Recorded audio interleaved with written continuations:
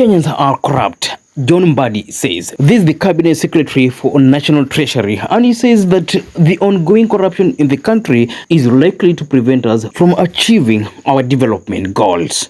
My friends, let me be clear on this. In this country, resources are limited, and it is not just Kenya alone. Even the world's leading economies, there are challenges.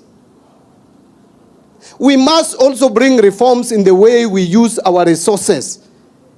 It does not make sense that we take money from you, your small salary. We are taxing that salary. And after taxing it, then we give it to people to use it for provision of public service, and they don't. They convert public money to private money. That is why, if you listened to my speech on 12th of June, I did not bring any tax adjustments to the disadvantage of working Kenyan or even the business people. But my speech was heavy on reforms, because we need reforms in this country. Whenever I talk to Kenyans, they tell me, Mbadi, we are giving you so much money, but we don't see the value for it. Watu wanaiba hiyo pesa, kwa nini? It is my duty. I cannot be given an assignment like the one you have given me.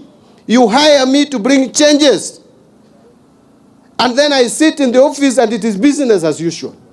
I said it is going to be business unusual. Anyone who is not comfortable with that, you can ask the appointing authority to sack me. Because I can't sit in an office and do things the same way, and Kenyans are complaining.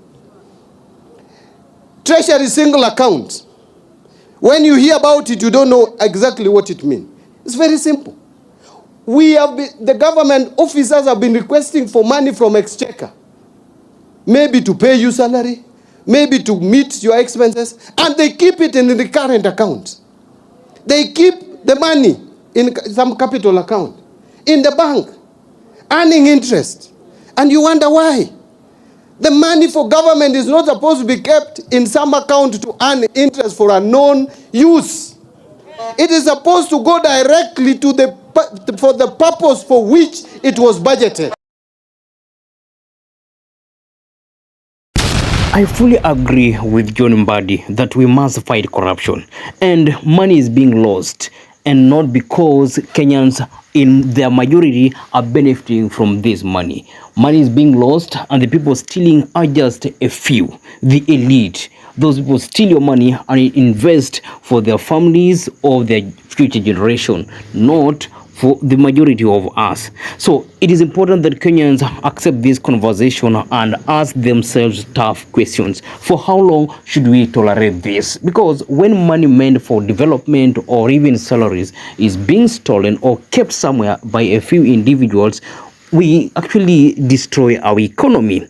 And if this kind of attitude or behavior, actually it is bad behavior, is not changed, or if people don't change, then we don't have a country. So as much as we say that the government must fight corruption, it's also important that you as a citizen, you raise this voice and ask yourself, okay, what is the trust level among Kenyans? Because this is not just, a government failure, but it's also a societal problem. A majority of us feel that once we have an opportunity, instead of building our country, we shall loot from it. So a majority of us actually have that kind of mindset that once you are in office, especially in the public sector, that the best you can do is to steal from your own country.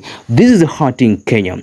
So moving forward, as much as we blame the government, you also as a citizen find a way to help the government fight corruption. And at the same time, let's pile pressure on the government, especially the executive and the parliament, because parliament can still make one important law that corruption cases can be resolved within just 3 months. And those culpable are actually taken to jail, so that they do their time there. So, Kenyans, what do you think of this statement from John Mbadi? Do you think we've reached a level where if we don't take seriously the fight against corruption, Kenya can collapse, or we may not get development? What's your reaction?